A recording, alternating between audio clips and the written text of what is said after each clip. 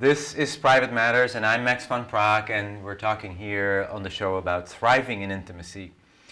Today's show is about sacred sexuality, and my guests are Francesca Gentille and Tim Emert, a dynamic couple, and welcome to the show. Well, thank you. Wonderful to have you on the show. You are doing wonderful work, and you are creating community. Something I love about you is the boldness with which you create community and blend spirituality and sexuality.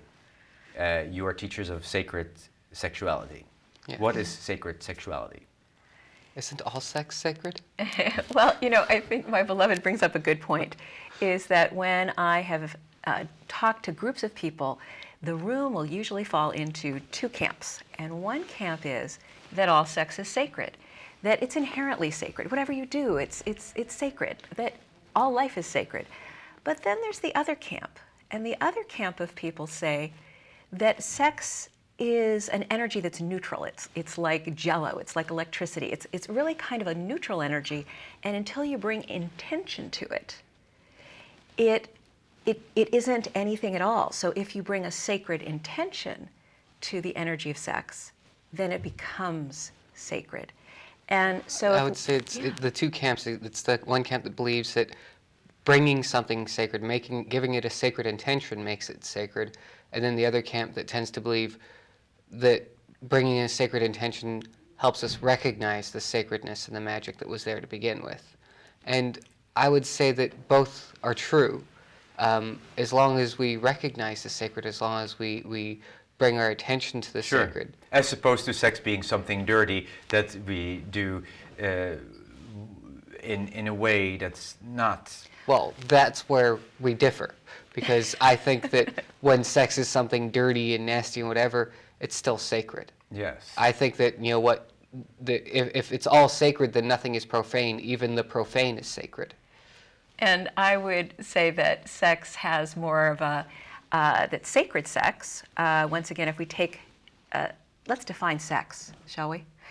And then let's define sacred. So let's define sex as the energy of arousal. That sex may even start with that moment when people look at each other and there's that connection.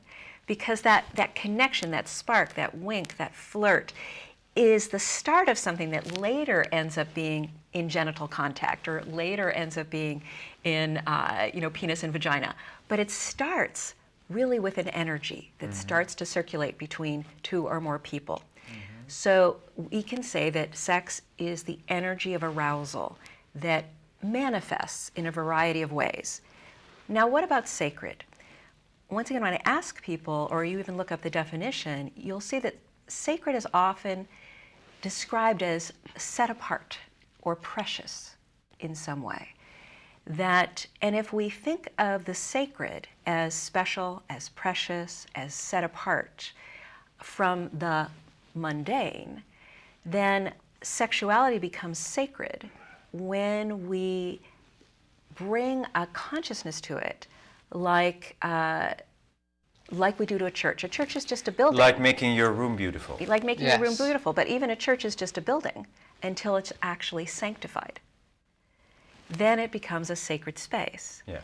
And if we're starting with the space, part of sanctifying a space or making a space beautiful could be these beautiful orchids, could be the lighting, but all of that comes from the intention. If my intention is that I want my beloved to feel special, I want him to feel precious, I want him to feel safe, then how can I design or coordinate the environment so that he has that experience? And when we talk about energy, we also need to talk about, I think, quantum physics. And did you want to talk to that a little bit, sweetheart? It's been basically proven that thought affects the physical world. Yes. And so, therefore, the scientists supposed that the smallest unit of matter is thought. And if the smallest unit of matter is thought, therefore our thoughts matter. And we often think of, in the physical world, we think everything follows the path of least resistance. Water will roll downhill, electricity follows the path of least resistance. But it's sort of like thought and intention prepares the way. A drop of water falling down my hand will follow the path of least resistance, but you can drop the same drop in the same spot, and it will have a different path. But if you sort of moisten a path, it will tend to follow that path already. A river flowing down a hill, if there's a path that's already prepared, it will follow that path more likely. And so it's like thought and intention it prepares the way for energy to follow an easier path. Would you say energy follows thought? Yes. Yes, energy follows thought. Energy follows thought or Yeah. intention. And so I would say that what makes sex sacred is our intention. Really, it's simple in essence, is that It's true. if we say, let's have sacred sex, we're already moving into that because we're thinking about it. Yes. It's not as much what we're doing, and it's more the intention that we're bringing. Yes. Yes. And so something I appreciate about you is that you also teach sacred BDSM. Yes. A lot of people have a new age approach to sexuality, and it is all about light. And I personally believe that it is as much about darkness. And so what I appreciate about you is that you really are not afraid of darkness, and you really go there, and you, as a matter of fact, you are in a master-slave relationship. Yes. The foundation of our relationship is really in spirituality. But early on in our relationship, my beloved decided to dedicate to me as my slave. Would you like to say something about your dedication? I would like to say something about that.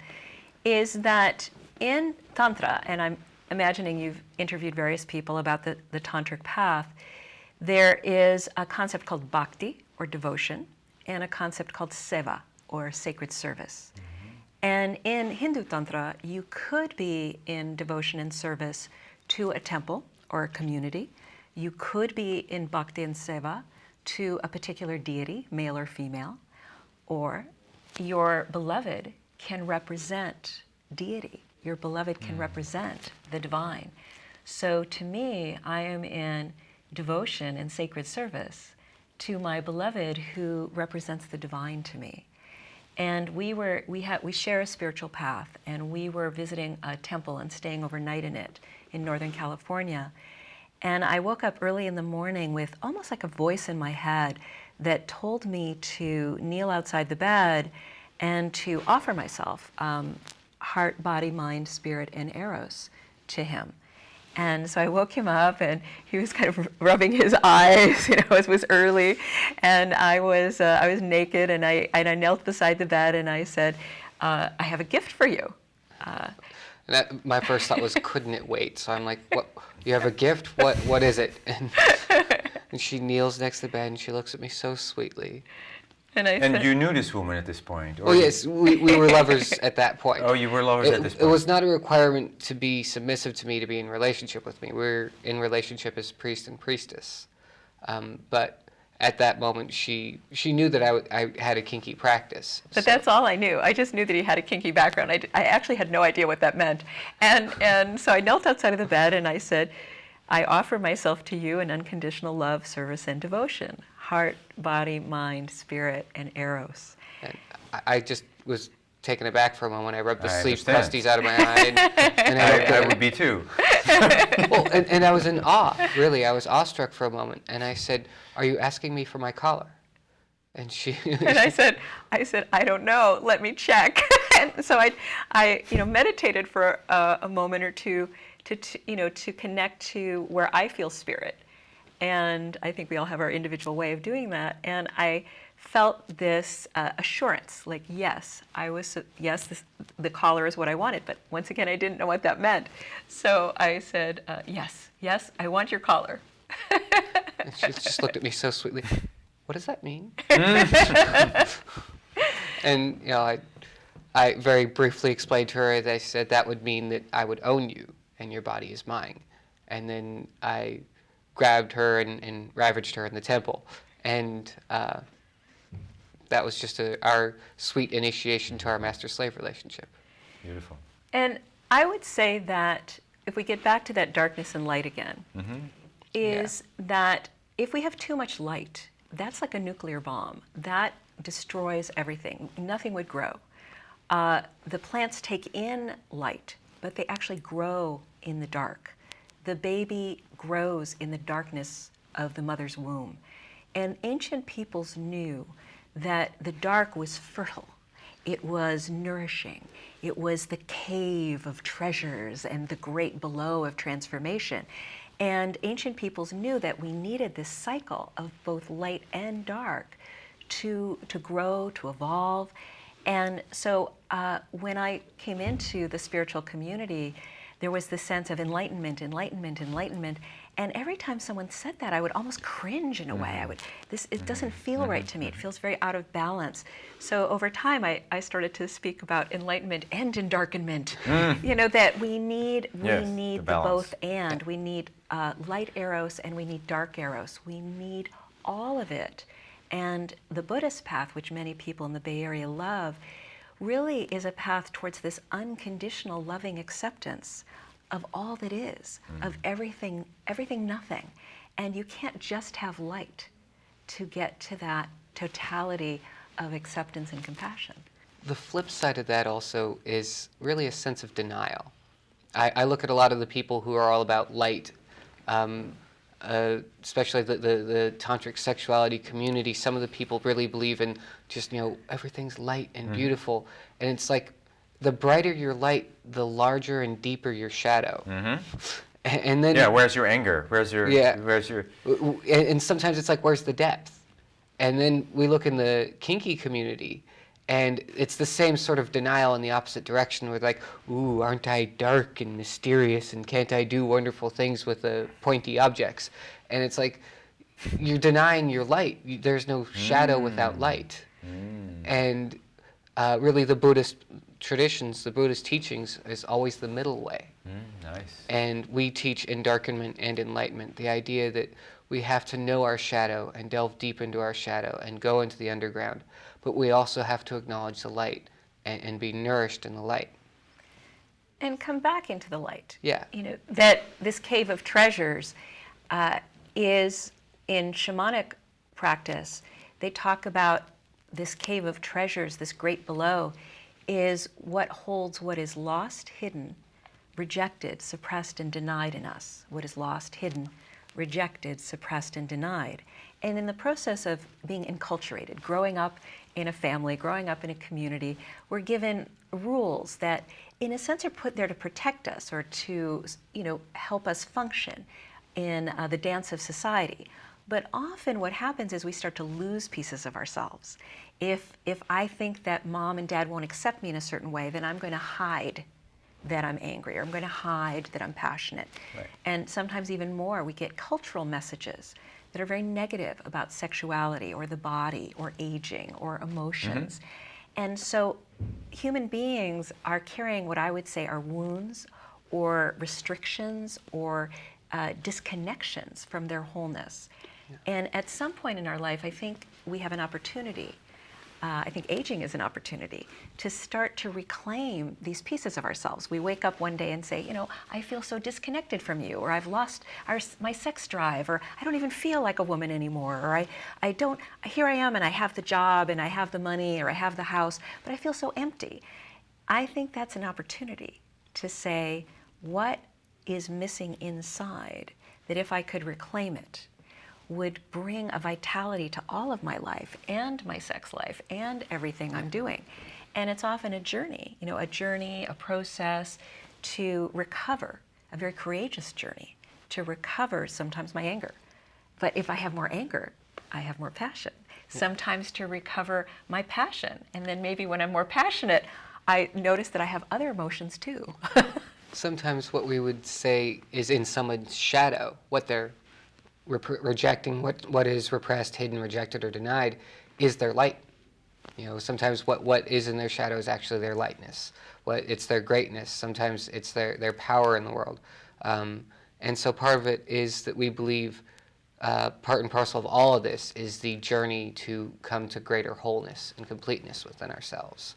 And fully owning the power of BDSM is just another way, another tool set. Sure, it's another part. How did you come to teach sacred sexuality? Well, there's an interesting thing I think about being a teacher, is that especially in the realms of maybe sacred sexuality or sacred BDSM, we don't necessarily start out as children saying, I'm going to teach this when I grow up, because there's no one there ahead of us to say that you could even become that kind of teacher. And I think for me how it happened is seeing what was I had worked so hard to attain or was still working hard to attain, and then realizing that there were friends around me that hadn't realized that yet. So I would naturally, I'd want to help others in a sense. But I imagine there was a particular incident that was like a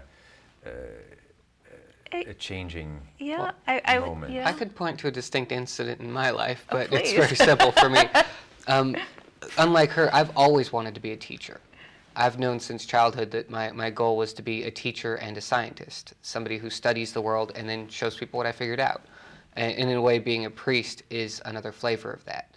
And so really when we got together was when that shifted for me. I'd just come off a divorce and a difficult time in life, and lost my job, and all that typical story. And then I signed up for one of her classes. Actually, my ex-wife put me on her mailing list and said, you should meet this woman. And so I signed up for one of her classes. Oh, that's how you met? We met briefly because we were in the same pagan community, but we didn't really know anything beyond each other's names until we met because my ex-wife had met her and put me on her mailing list. And then, the first time I really recall getting to know each other was the first day of class, or I guess the interview process for the class. And it was a few months into the class we started developing a relationship because we shared interests, because we were connected in a spiritual way. And she looked at me, and we started the relationship, and she started saying, this isn't going to work because I need to travel the world and teach. I'm like, that's my life purpose. That's my goal, is to travel the world and teach. And she said, well, it's not going to work because I have a spiritual focus. I'm like, oh, I really have a spiritual focus, and that's one of the very important things in my life. And so we started coming together on this. And so through the process where I was going through all this change, we really connected as teachers, as spiritual leaders, and it just was natural to come together as teachers. So you would say I was his initiating incident of being a teacher of sacred eros, that I brought him in, and but the desire, the longing, and the background was already inside him. And I would say for me, it came through spiritual path work that I actually had gone to Holy Names to take a spirituality intensive. And it included, my background is Catholic, and it included what they call body prayer. We'd be in the rose garden in the morning, and we'd be, praying and blessing life and the earth. And then there was a part of our days that would be done in body prayer in movement, and we would be, they'd put on music and our eyes would be closed and we'd be dancing. And one of the teachers took me aside and he said, there's something that moves through you when you dance that is very sacred, and you need to do something with this. And I said, like what? And he said, maybe be a teacher like me, maybe be a teacher performer like me, but I really feel that there's something here for you, Francesca. And I thought about it, but I didn't know. It felt very intimate. Dancing for me did feel like a prayer to God. And I was at a festival a little later, and I was dancing while the drums were drumming with my eyes closed. And when I opened my eyes, there were about 3 men in front of me with awe. And they said, oh, we wish we could move so sensually in our bodies like you do. And I said, I'm really committed that human beings, especially men, are fully embodied in their spirit, in their sensuality.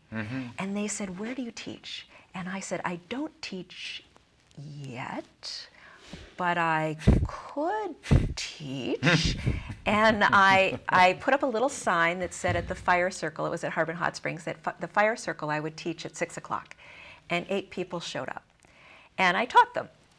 And when I got back home from the festival, a friend of mine called me, and he said that he was teaching a 6-month series on sacred erotic dance. And he was looking for someone to perform with for the opening night. And out of all the women he'd ever danced with, I was the one who had the most sense of the sacred in her dance.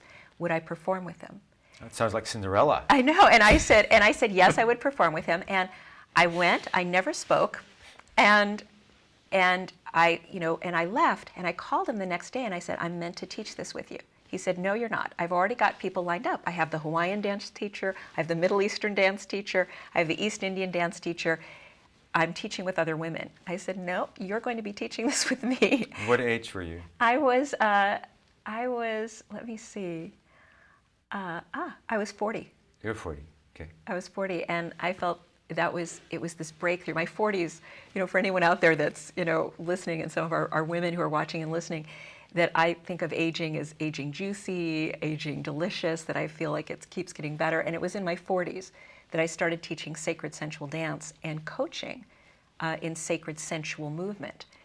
And it just really evolved, Max. I'd have people come into me, and then maybe they didn't want to dance, but they were really called to me as a teacher or as a guide. Mm-hmm. So I'd have to work with a different modality. And eventually, something that I train people in called shamanic soul coaching came out of that work. And what I realized is that one of the biggest areas of wounding in our culture is around our sexuality. And that my desire is actually less about that people have sacred sex and more about that they have a sacred life, that they're embodied in spirit, that they're enjoying a beautiful life, la dolce vita, that they're feeling their emotions in a positive way. I really want this holistic experience for them. But when I recognized how wounded people were around their sexuality and how often it was coming up as an issue, it started to, more and more of my practice, my private practice and my teachings would often go in that direction. Life along with really people, begins with sex, yeah, and literally. And people are excited by sex. If Yeah. you say, come to this workshop and we're going to stir up all your really heavy issues and you're going to have to face money, power, aging, emotions, they might say, I don't want to go there. But if you say, come to this workshop that's going to open up your sexuality. Yeah. And oh, by the way, we're going to be dealing with some of the things that happen to block that. Now they're interested. Exactly. So that's your mission, is to help people embody themselves fully and have a wonderful life, a very full life. To really be able to enjoy and experience all of life as sacred and beautiful. And, when the sexual energy is flowing beautifully, everything else in life does seem to line up beautifully. You made a very good point that it's not all about sex, that this is... No. It's not all about sex. Somebody very wise actually said you can have all the sex and intimacy in the world if you're not too interested in it. There's like if you... It's a fascinating paradox there. Yes. And I would say that the chakra system that many of us talk about is the various energy centers that line up along the spine from our perineum and our feet up to our crown, is that this is eros or energy, the erotic energy is meant to flow throughout the whole body. It's really the life force. It's not just sex, it's the life force. The life force. And when someone comes to us and we have an intimacy issue, like, honey, we're having an intimacy issue here. And it could be I'm saying I don't want to have sex with you, but it may be less about our genitals and more about that maybe trust has been broken, or that I haven't worked out how to speak my truth to you about what I really want, or I've lost the vision of what's possible. And so when we look at how can we have great sex, we're actually looking at a holistic system. And I would also say that most of the problems in our lives, most of the things that we have run up against as mental and emotional blocks will manifest in sexuality. If it's very stereotypical to say when a guy's lost his job, then he doesn't feel as potent in the bedroom. Sure. It's all a feedback loop. And it's a reflection. Yeah. Because it impacts the life force. If someone's grieving, if someone's lost a job, they've lost hope, they've lost faith, that's going to impact the whole system. Yes. And then we also like to look at, as counselors, we like to look at the biology of, our hormone levels. I mean, there's many levels to look at.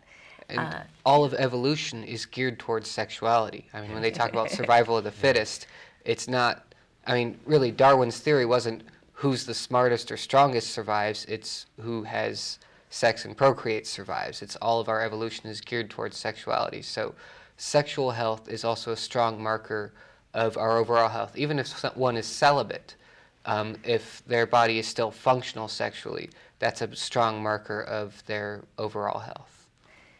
What is hot for you? What is hot? For you? What is hot for me?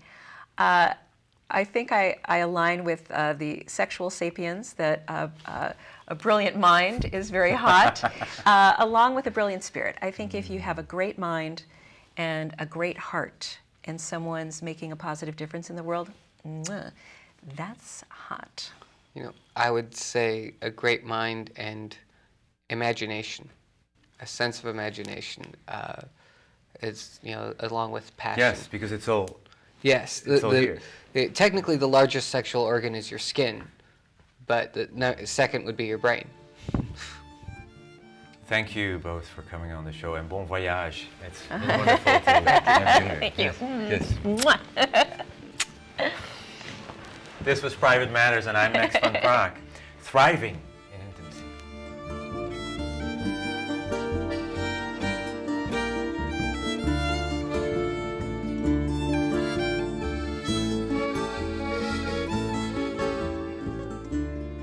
Si vos escrevem, não está a escrever. Se vos esquecem, não está a esquecer. Até o dia que vou voltar. Se vos escrevem, não está a escrever. Se vos esquecem, não está a esquecer. Até o dia que vou voltar.